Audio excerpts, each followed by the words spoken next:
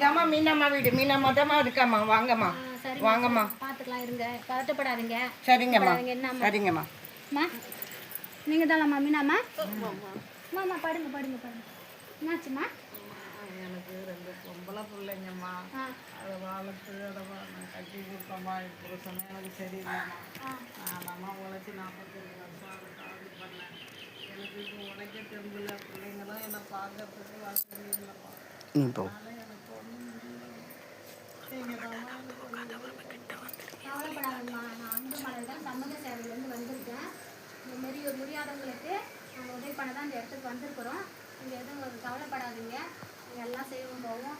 அம்மா அவங்களுக்கு ஆதரவு சொல்லுங்க. என்னன்னு சொல்லுங்க, அவங்க கொஞ்சம் புரிஞ்சுக்கிற மாதிரி. இவங்க தாம்மா அந்த எல்லா சமூக சேவையில் இருக்கிறாங்க.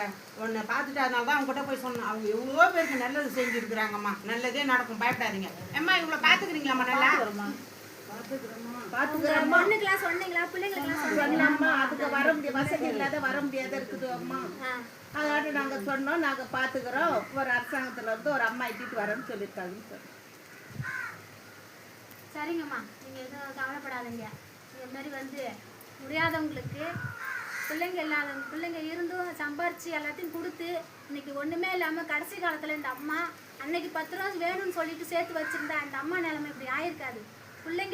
பிள்ளைங்கன்ட்டு அவங்க வந்து 48 வருஷமாக உழைச்சி பிள்ளைங்களுக்காக எல்லாம் செஞ்சாங்க.